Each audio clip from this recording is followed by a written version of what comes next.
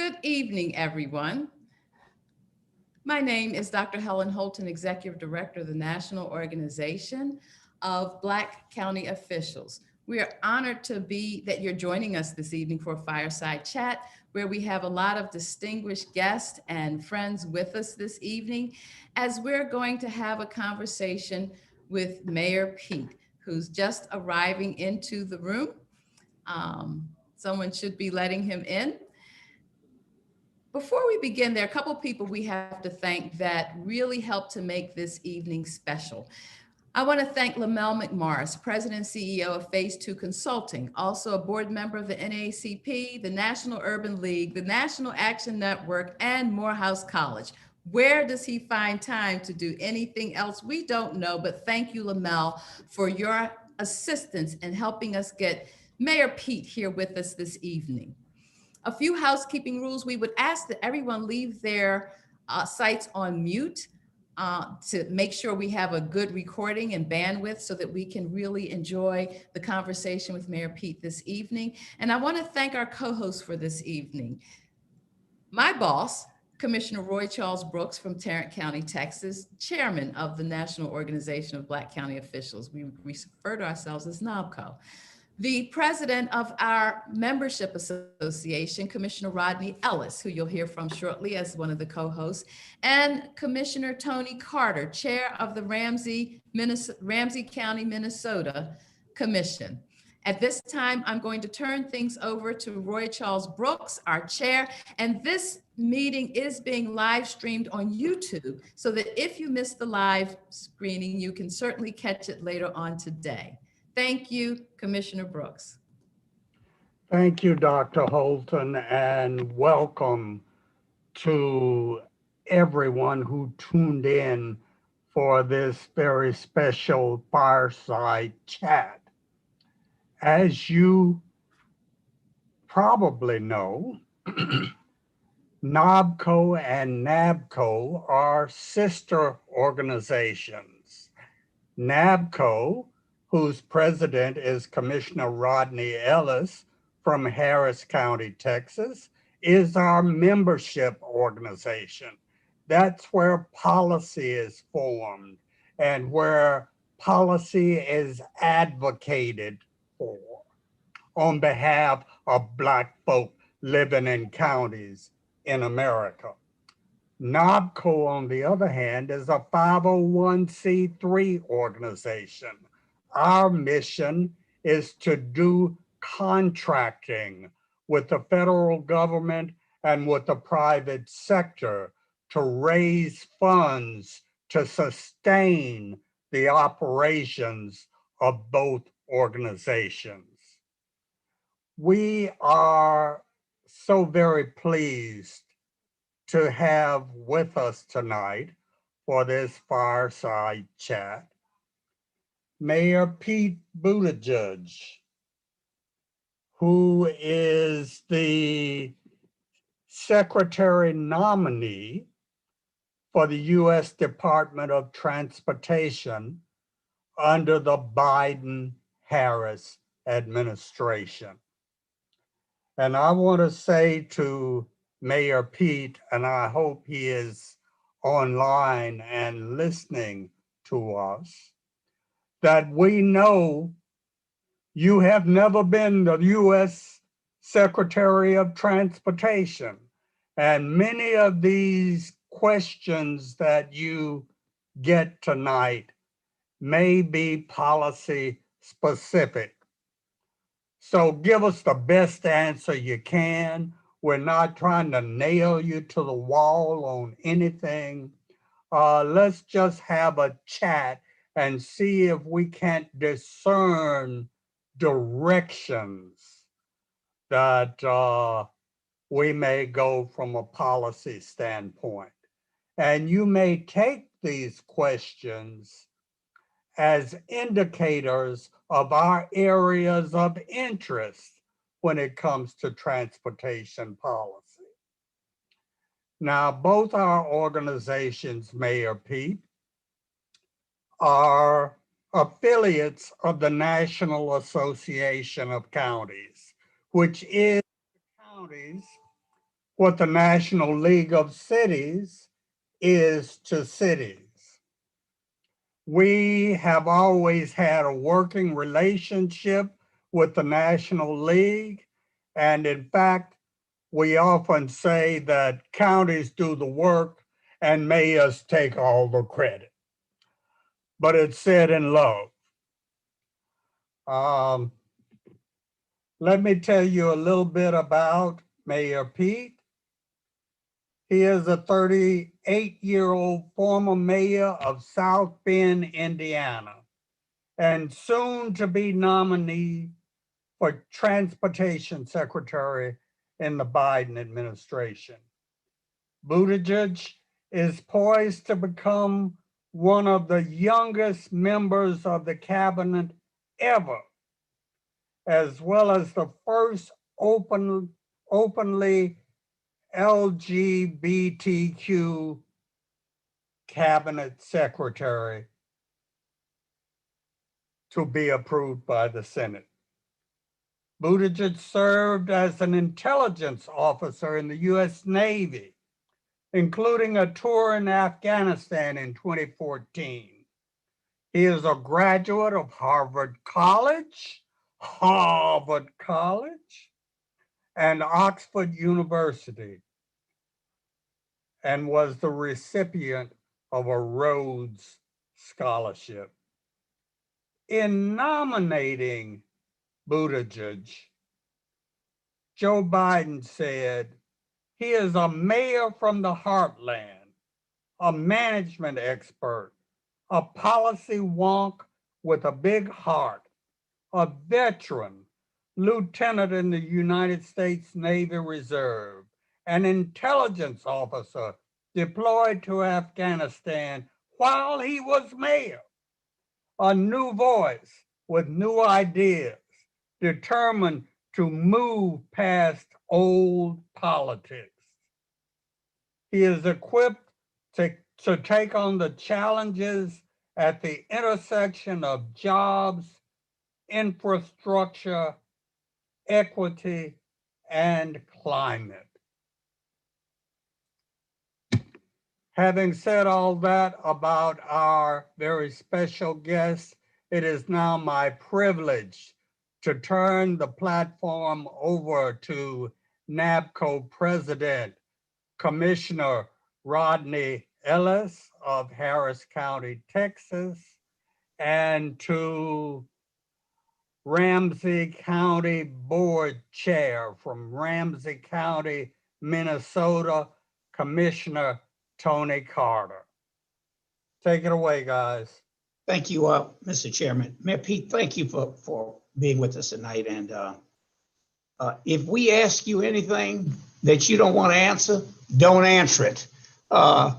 Some of our colleagues from our sister organization, a brother organization, a Conference of Black State Legislators are on the line. So one of them, Michael Blake and Boris Miles, both told me from New York and Texas, both told me you will be the second youngest cabinet member in the history of America. Only Alexander Hamilton was younger. So don't answer anything that'll put you in hot water. We expect you to be in government until there's a play on Broadway about your life. So my first question is, Mayor Pete, what's your vision? Just give us some sense of what you can do. Maybe an infrastructure bill is going to make it, maybe not, even if one doesn't make it.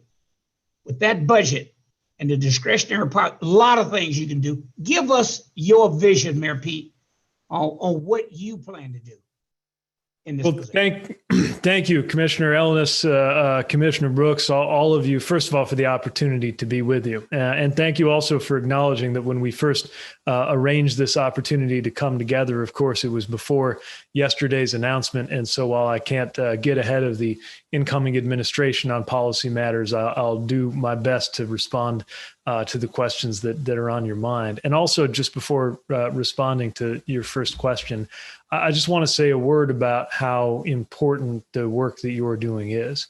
I think that in many ways, the pandemic and many of the other events of the last year have really shone a light on what we as municipal and local leaders have known, which is that the rubber meets the road at that local level. And looking aside the friendly reminder that you offered, Commissioner, about the relationship between mayors and county officials, I agree that the unsung heroes in so many ways of making government work for people, of all the big global issues we talk to, health, climate, justice, they actually are experienced so often at the county level, and it's up to county officials to guide those things in the right way.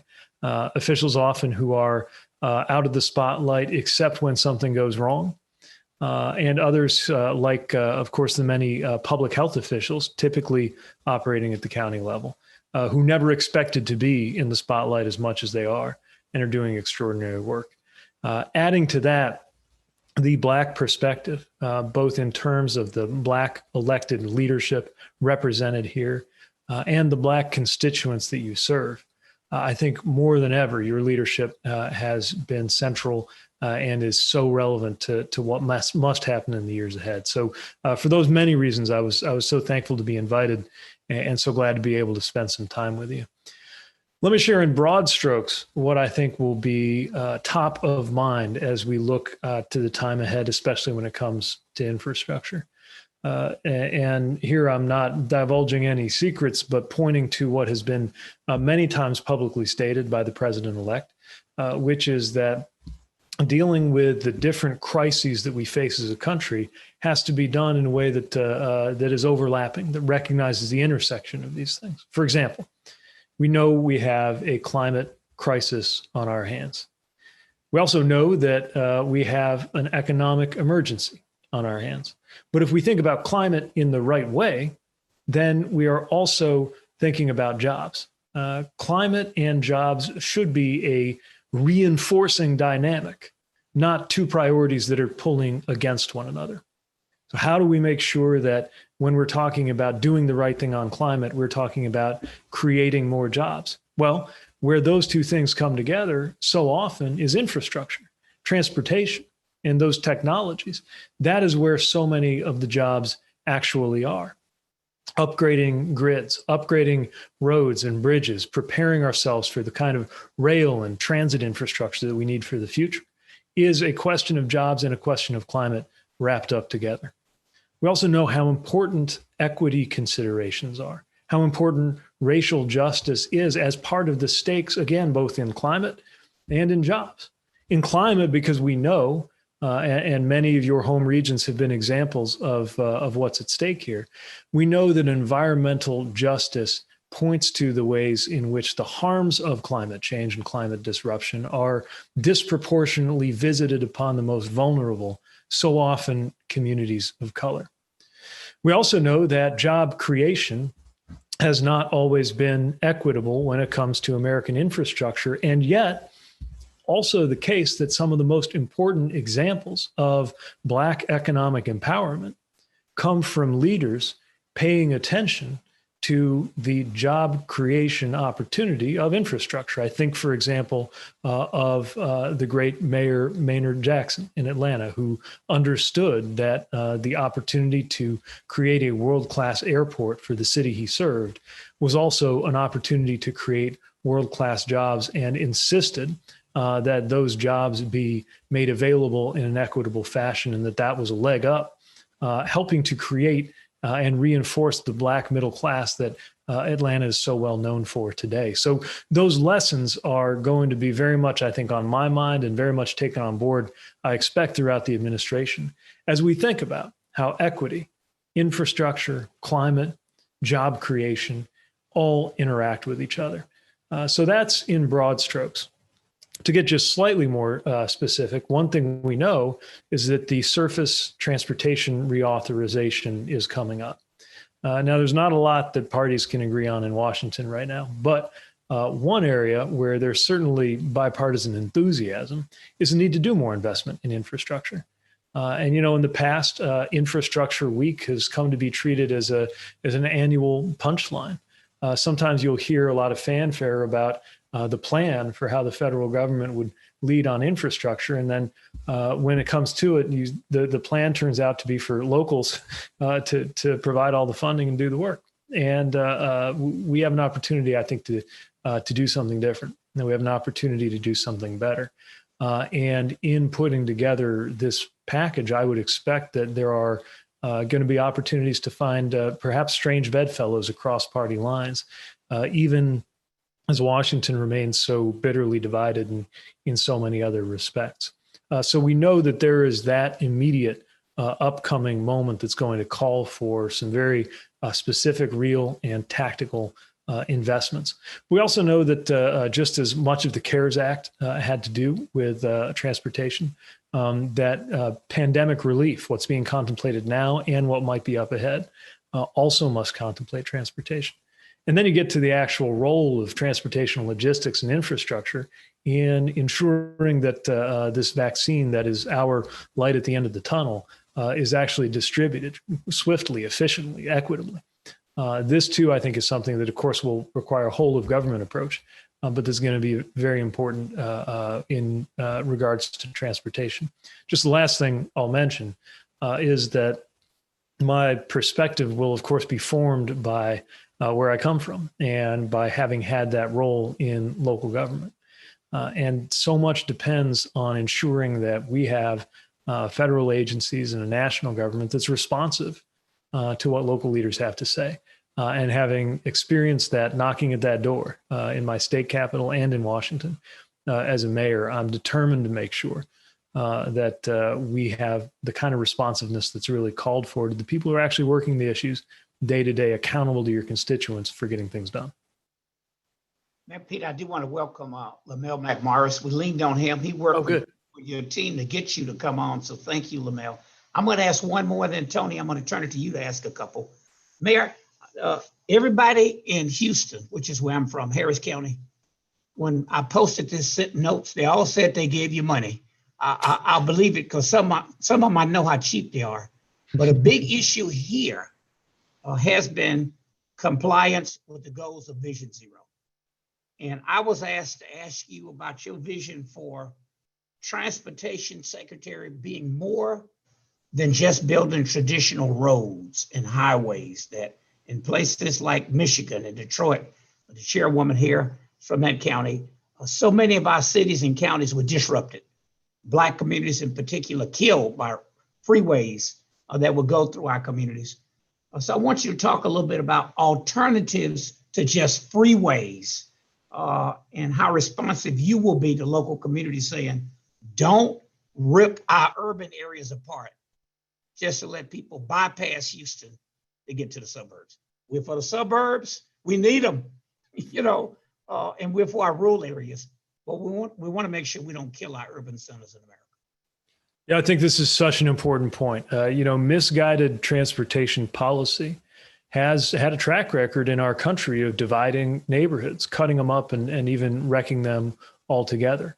So it's not just a question of the quantity of investment. I think we can all agree that we want more dollars to go into infrastructure, but it's what actually is done with those dollars. This is one of many reasons why local concerns have to be taken on board. And of course, we know that this is disproportionately something that's happened in Black and brown communities and neighborhoods. So the point is very well taken. And we should remember just how much is changing in how people and goods move around cities and regions, counties, and around the world. And it would be a huge missed opportunity if we spend the 2020s emulating all of the views and mentalities and limitations and mistakes of the 1950s.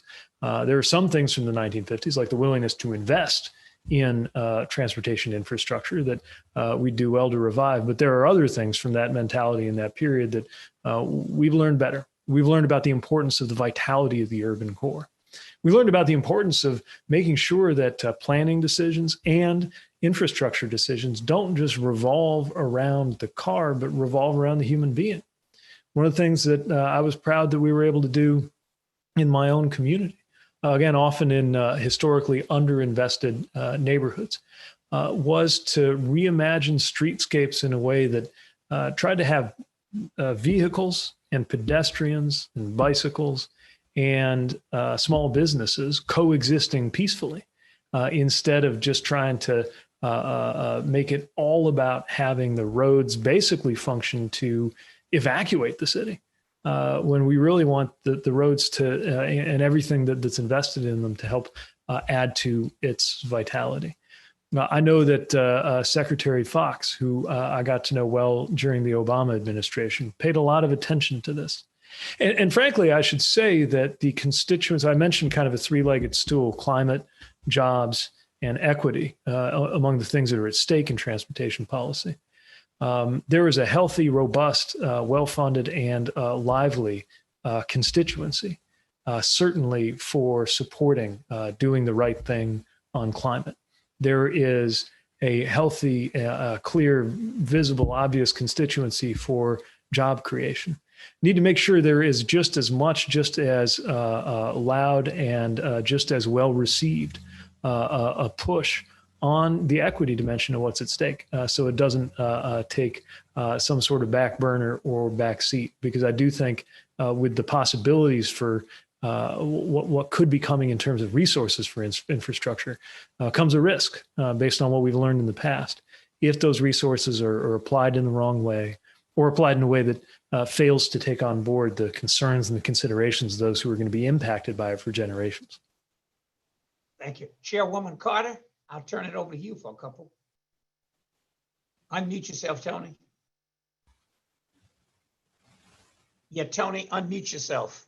Yeah, I just had a problem with the earphone. I have to make it work. So I'm leaning in and hopefully can be heard. It's just such joy to have you here with us, Mayor Pete. Thank you. I was saying before we started that it's good to get to know you better and to have the opportunity to practice your name, which I remembered is simply by thinking, you to judge, thank you. It's good to meet you, Mayor Buttigieg. Okay. Thank you so much. I'm glad to be with you. And I also want to share that I endorse the reminder that you received lovingly, I can say, at the top of our country on the east side of the Mississippi, where my county, Ramsey County, and its major city, St. Paul, has as board chair, myself, Tony Carter, and as mayor, my son, Melvin Carter. Yes, the counties truly do the work, but we lovingly give you the credit. So thank you again for being here with us. I wanted to share and, just endorse the fact too that we must have critical transportation funding to grow our communities and prosperity within our communities. The connections are certainly about our built environment, but they are also very much about our human environment. And I thank you so much for already sharing with us that you truly recognize that. I want to go to a couple of questions about that, because we are local government, because DOT funds usually go to state transportation departments. To ask you, first of all, how would you plan to offer funding directly to local governments to help us cure the historic disinvestment that lead or can lead to our community's decay rather than our community's growth? And then I'll follow up with some of the ways in which that local funding through local decision making can hopefully help us as we build and rebuild. So first on the local funding question. Yeah, it's such an important question. And again, I'll try to respond in a way that takes care not to get ahead of myself or any authorities that don't exist yet when it comes to policy. But I'll share a couple of thoughts because I think this is important and not always well understood in the public. One thing I find is that, there's sometimes a view, I think, among people who participate in or cover national politics that there's federal and then there's state and local. And they say state and local like it's one word. Like if you're allocating to the state, then the local is taken care of. That state and local are on the same page. As you and I know, often the most interesting intergovernmental relationship in our federalist system actually isn't between federal and state, it's between state and local. And much depends on making sure that you don't just, as you'd say in the military, fire and forget. And when the dollars get to the state, assume that all of the local considerations have been taken care of. The MPO process, which is, of course, largely county driven, is hugely important and needs to be tuned in a way that doesn't lead to some of the kinds of patterns of disinvestment that you were just talking about.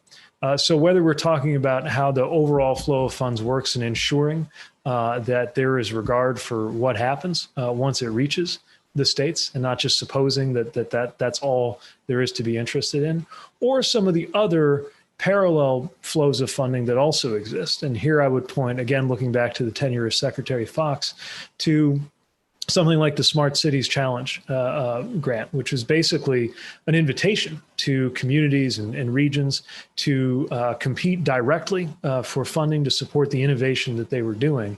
And it just created a different channel that I think was so productive, not only for those lucky communities that won the dollars and the resources with the great ideas, but the Secretary made it very clear that communities were supposed to share with each, even when they were competing, they were supposed to share what was going on. And so like any great grant competition or challenge grant does, it wound up benefiting everybody who participated and not just those who were winners in driving the innovation and getting those ideas circulated.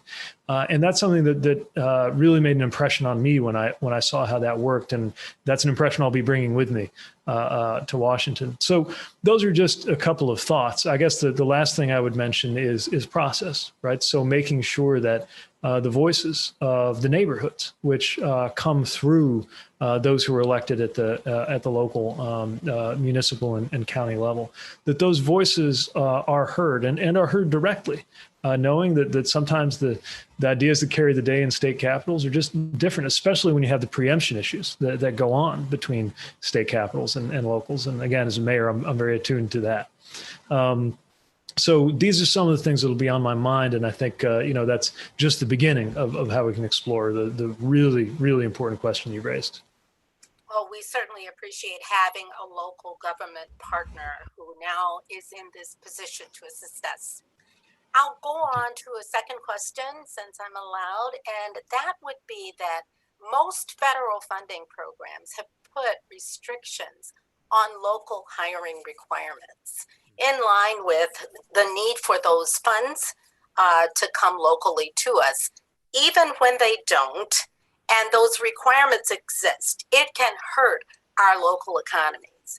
I wonder if you would be willing to require contractors to hire a percentage of workers from our local communities for federally funded projects. So, and again, taking care not to get ahead of myself on policy, I will say that I think we should be open to whatever can make sure that these resources are equitably creating economic opportunity in the communities where they are actually going to be plowed into the ground. And that means thinking not only about the physical space, but about the people. An investment in a community should be an investment in the community. And that means in every sense, including the opportunities that are created. Now, again, this was an effort or an idea that we found ourselves litigating or negotiating with our state quite a bit. As mayor, I saw that the state was diminishing its expectations about what was going on with local hiring or prevailing wage or those kinds of things. So we introduced our own, only to find the state then suddenly decided to act on clipping the wings of cities, being able to make decisions in that regard. And I know that dynamic's going on in a lot of places. And I think that's something that should be tracked at the federal level. Because bottom line is, we need to make sure we're paying attention to the opportunity side of these opportunities. Let me mention something from a whole other area of government that got my attention recently. In the Department of Commerce sits the Minority Business Development Administration, the NBDA. And out of curiosity, I looked up its budget. And if I'm not mistaken, reading the latest documents, it's currently funded at the level of $10 million a year. That's million with an M for the entire country. And many of you, probably have at your discretion economic development budgets larger than that. That's for the whole country. So we could have a whole other conversation about the need to to properly fund that agency. But the other thing that I was thinking about is realizing that on opportunities, projects, or grants that are going out today, individual projects are being funded federally where just a percentage of that project value would be more than everything that's going into the NBDA today. And it's a reminder of the value that sits in these projects. And so we should be paying a lot of attention. And by the way, also just gathering better data. Of course, there are expectations about keeping data on local hire, on DBE utilization, but I'm looking forward to sinking my teeth into how good the quality of that data is and how it could be made better and more useful. Thank you very much for your attention. Thank you. I'll pass it back to Commissioner Ellis. Secretary Designate, I want you to remember that you agreed to do this with us tonight, and immediately you got the nod. So although a lot of my colleagues want to ask questions, I'm going to call on two next in this order. But I hope this is not the last time. You just remember to look. This is a roll of the dice. You agreed to do this right away, and you got the nod from the president-elect. Alicia Bell is the chair of the Wayne County Commission, former head of this organization, and her mother was also active in it many years ago. Great city of Detroit, Wayne County. And then after that, Larry Johnson. Hey, Georgia's on everybody's mind. So next we'll go to Larry Johnson, who is will be the president of NABCO next in line. So Alicia and then Larry. Thank you so much, Rodney, and welcome, Mayor Pete. We are so excited to have you with us today, and congratulations on your nomination. I'm going to speak into existence your confirmation, so I'm going to congratulate you in advance on that as well. As Rodney stated, I am here in the great state of Michigan, in the county of Wayne, and I live in the city of Detroit, Motor City, as you know, and we have Ford and GM here, and we can debate as to why this being Motor City, why we do not have a rapid transit system when other cities across the country do. Maybe it's because Ford and GM wanted to make sure that we bought cars, but that's not the question. The question is, as we look towards the future with innovation and automation, Ford and GM are actively now building and putting a lot of their resources into automation and automated vehicles.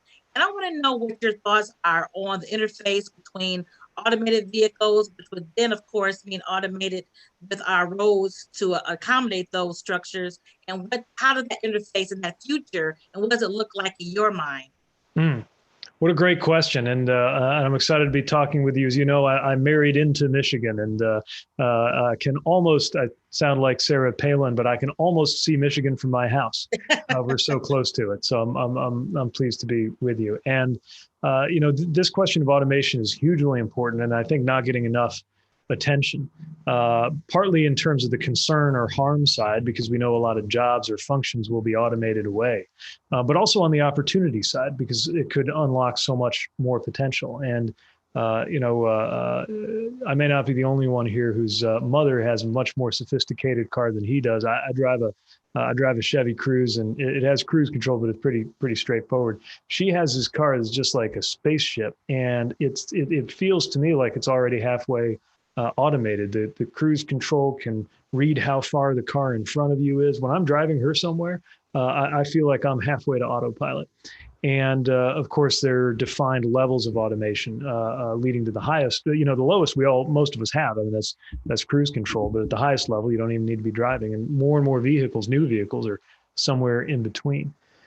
You mentioned the need to get our roadways and highways ready for that. And I think that's important because communities could risk being left behind if they are not among those that prepare any things that need to be there, especially if, like you and me, you're in a snowier area where, optical technology may not be enough for a vehicle to orient itself in a fail-safe way.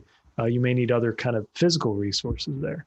But the other thing I'm thinking about with automation and the automation of driving is it doesn't only affect the roads themselves. And just to give you one example, think about land use. Think about I'm sure many of us have had the same experience of having a really exciting or compelling economic development opportunity. But it gets hung up on the question of surface parking. One of the hardest things is to solve for how to get enough parking spots required by code for this great office tower, mall, or shop, or whatever it is to actually open. Now, that's based on our current and historical assumptions about everybody driving themselves to a place and getting out and shopping there, or working there, or living there.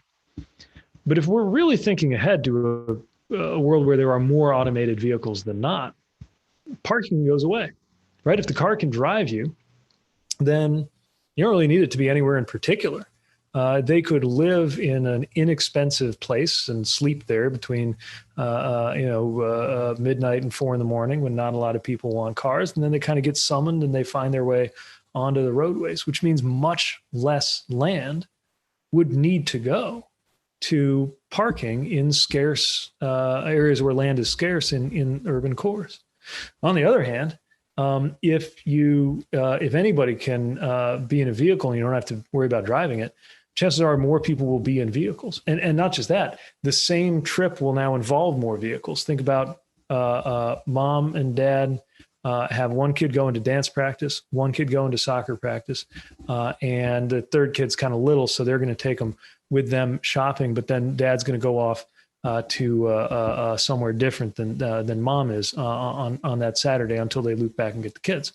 Right now, that's a minivan and a complicated itinerary in mom's or dad's mind as they drop off the kids, do their thing, and then come back into it. Now, you just put one kid each in each of the vehicles, and that's 5 times as many vehicles on the road. So we could have more congestion, even as we have more efficiency. And all of these things have implications for how much capacity we need to create. So I know I'm presenting more problems than solutions and more questions than answers, but more than anything, I guess what I'm saying is that we really need to have more of a national strategy, because I think a lot of the technologies that people imagine being in a kind of Jetsons future that's 15 or 20 years away are really more in a 3 to 7 year time horizon. And, you all are making decisions that have more than a 7-year life, planning decisions, resource decisions that will be in place when some of these automated technologies ripen. And I'm just talking about the automated vehicle. The last thing I'll mention, though, is the huge opportunity that exists for our great automakers, like you were mentioning, so many of which are in and around Wayne County. The level of sophistication that's going into making cars and trucks right now is extraordinary.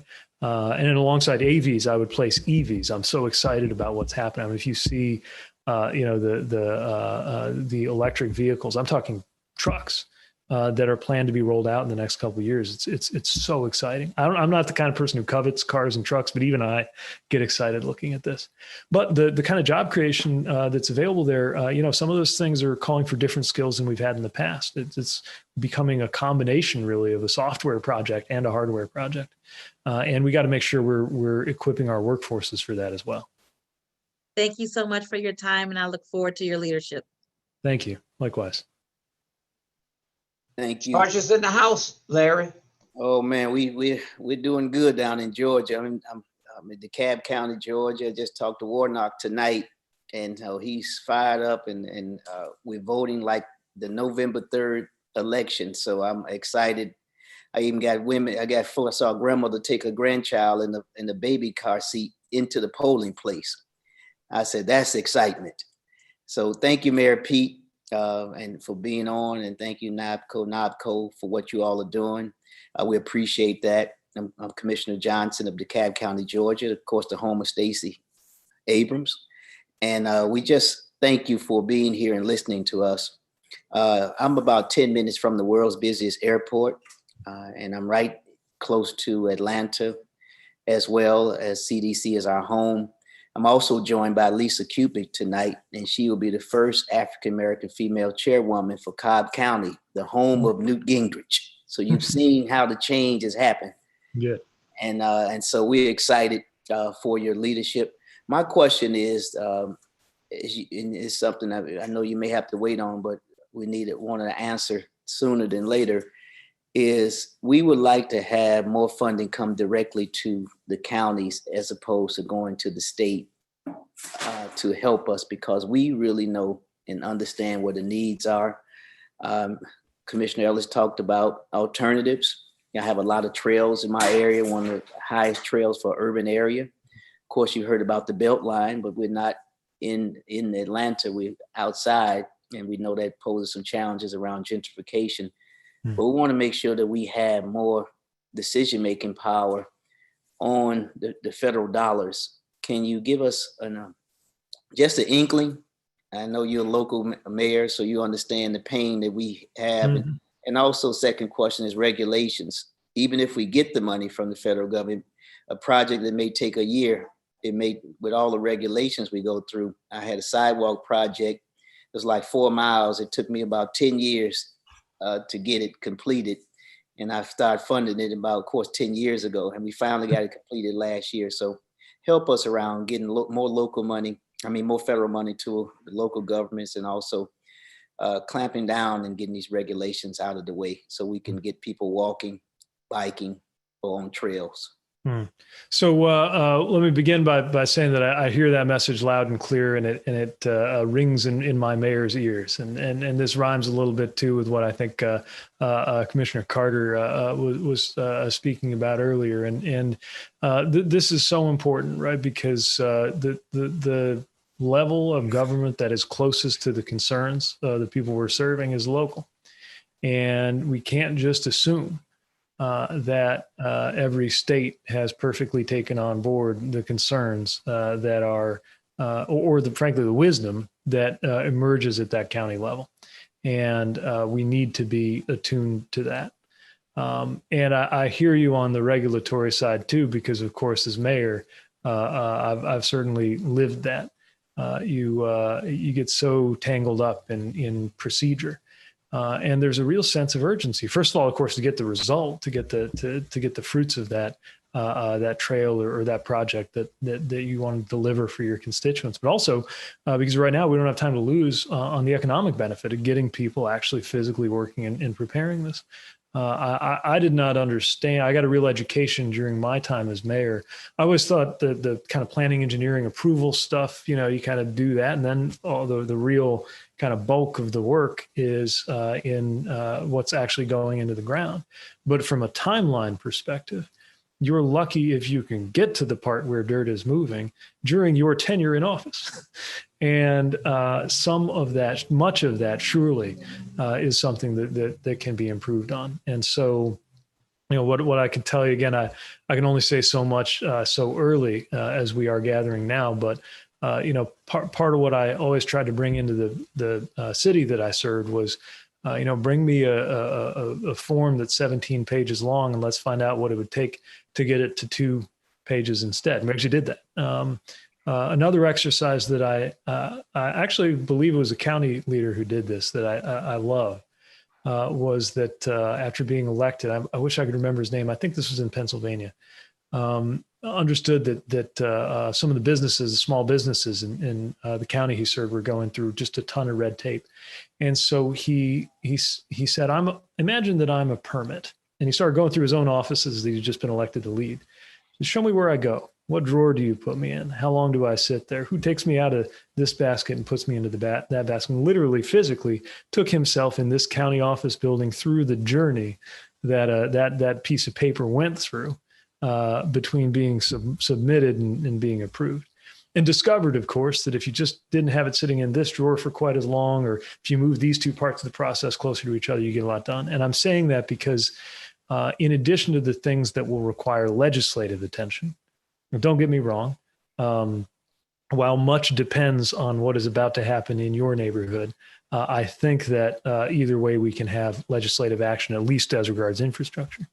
But leaving that aside, so much can happen just administratively, just looking for those moments where something's got 5 steps and it could have been 2, and meets the spirit and the requirements of the law. And I can tell you that I'll be on the lookout for those opportunities, but I won't be able to see them unless I'm hearing from those who've actually faced them. And that's one of the reasons I really want to keep that open door and understand what specifically are some of the challenges you're facing. We've got about 14 minutes left. There is a chat box if you put something in, but I know some of you all thought Zoom was Lionel Richie's song until this pandemic started. So I'm just going to move around the country. George Dunlap, Mecklenburg County. If you can unmute yourself, you're welcome to ask a question. Hit your unmute button, George. Yeah. Well, thank you. Actually, I'm pretty good. I'm just excited to be a part of this program.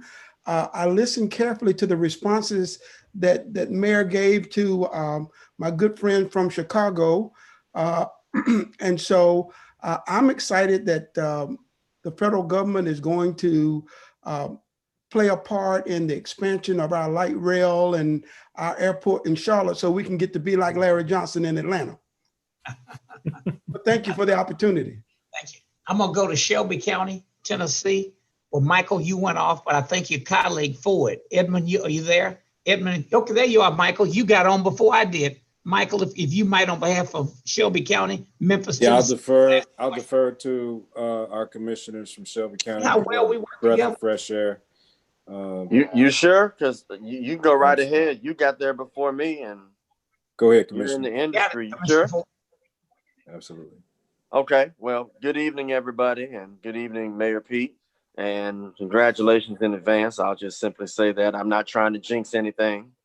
Thank you. As you know, Shelby County is in the southwestern part of Tennessee, and about 70% of Shelby County is the city of Memphis. Memphis is about 64% African American. We have over a 30% poverty rate, and we have a few challenges as far as our public transportation is concerned.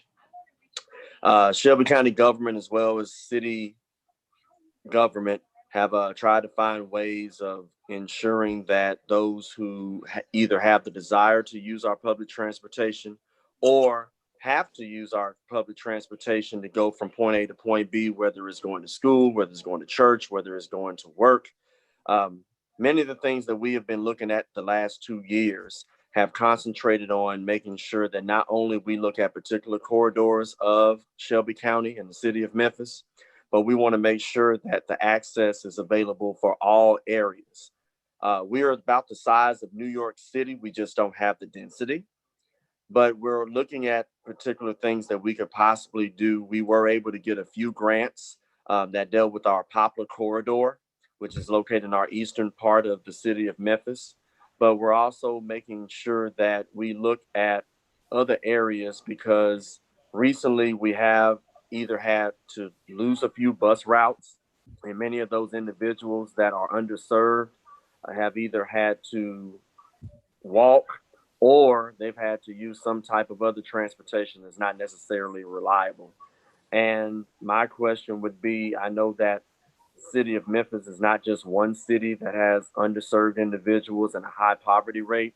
Do you have any ideas of what you would do for those type of cities that would either be the city of Memphis, which is in Shelby County, or any similar city in the United States that would have the same type of population, same type of demographic, same type of challenges? Well, much of what you're saying about your community reminds me of my own, which is different, but we had a roughly a 25% poverty rate in South Bend, and many people who depend on transit in order to be able to get to where they need to be. Also a community that was built for many more people than we now have because of population loss that happened in the mostly in the 70s and 80s. And there can be a real vicious circle, as you know, as funding gets cut, routes have to get cut. We went through that too. As routes get cut, even fewer people are able to use transit resources, and they exist as the lines on a map.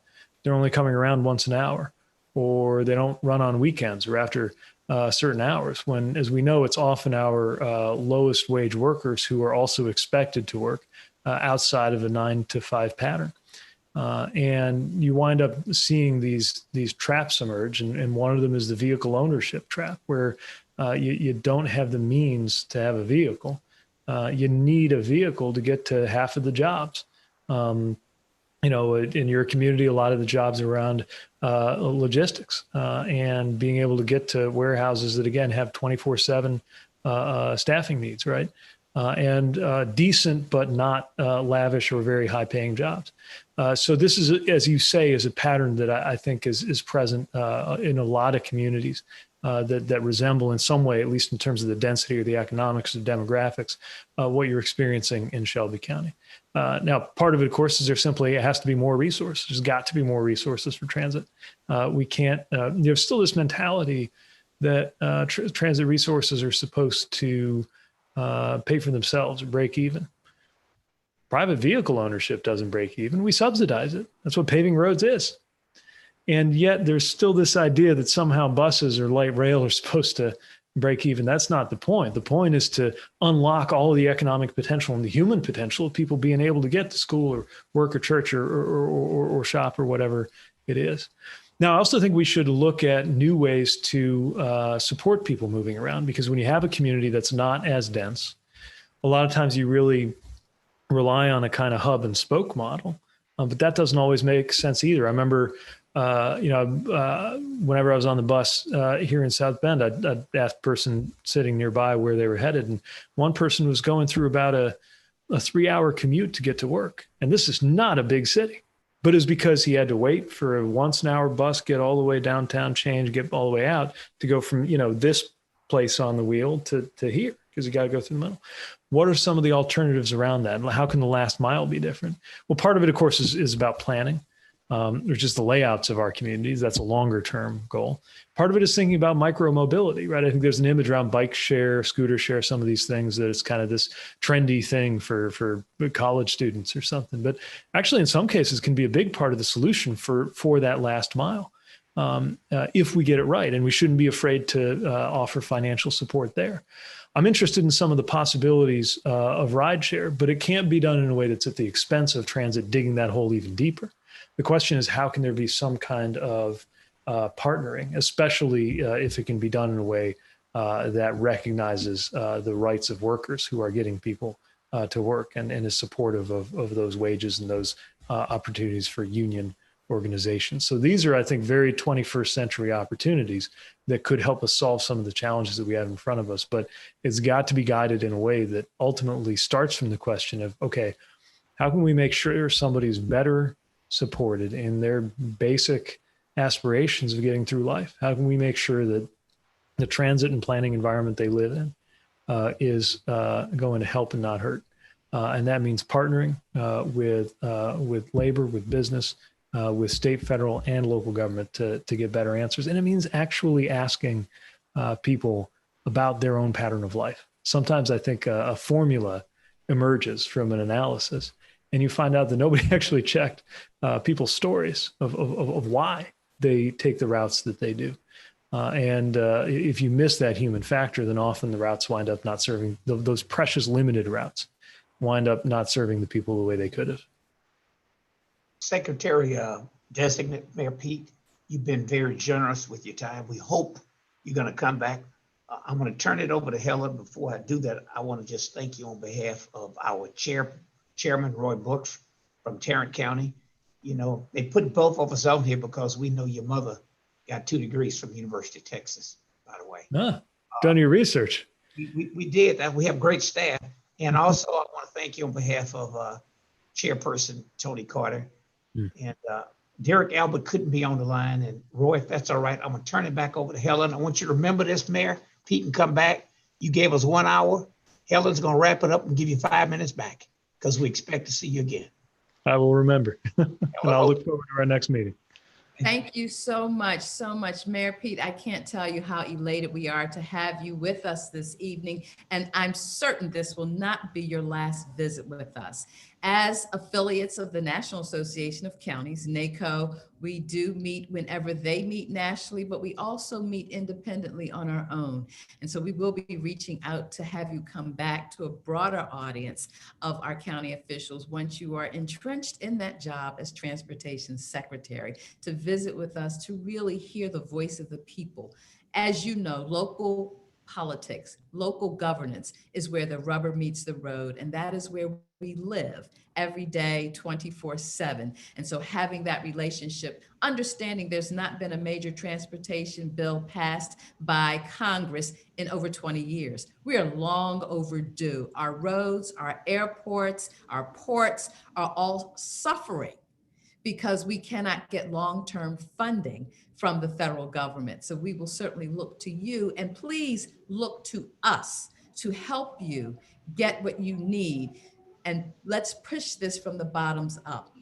Never before in the history of America have more citizens been engaged in the electoral process, and we must continue to engage them and let them know that through their local officials, they have a voice and an ear that will hear the concerns of the people. But what I want to do before we go, because we would not be here at this time, and I remember Derek calling me and saying, Helen, look, we have an opportunity to have a chat with Mayor Pete, and I'd like to do that because our members would like the opportunity to have access to have their concerns of the people be heard in high places. And this was before any of us knew you'd be where you are today. At our conference last year, we hosted some Democrats, some presidential candidates at our conference. You had just come out as our conference was starting, and so we didn't make the connection then, but we're so glad to have you here now. What I'd like to do is really give Lamel an opportunity to say a few words before we close out. And again, Lamel, thank you for stepping in and helping us get to where we are. I am a woman of faith, and I know that this is an alignment of God's providence and blessings upon us all, that we're able to have this chat with you this evening. And let's really do a new thing politically, and not just do it once and call it one and done, but to have an ongoing dialogue so that we really can get down to the issues that will make America be better than it's ever been before. I love the slogan, Build Back Better. And the only way to do that is when you have foot soldiers and people on the ground who know how to do it because they're with the people every day, doing the people's bidding. Lamel? Commissioner Holton, thank you very much to Commissioner Ellis, Commissioner Brooks, especially to my dear friend, the Honorable Pete Buttigieg, and also to my hometown commissioners in Cook County. Thank you very much for giving us this opportunity to share, and frankly, for me to give you an opportunity to see something that I've seen in Pete all along. A wonderful public servant, committed to our community. And I think the best is yet to come. And I can't wait until he is confirmed and until all of you get a chance to work with him deeply in his new role as the Secretary of Transportation.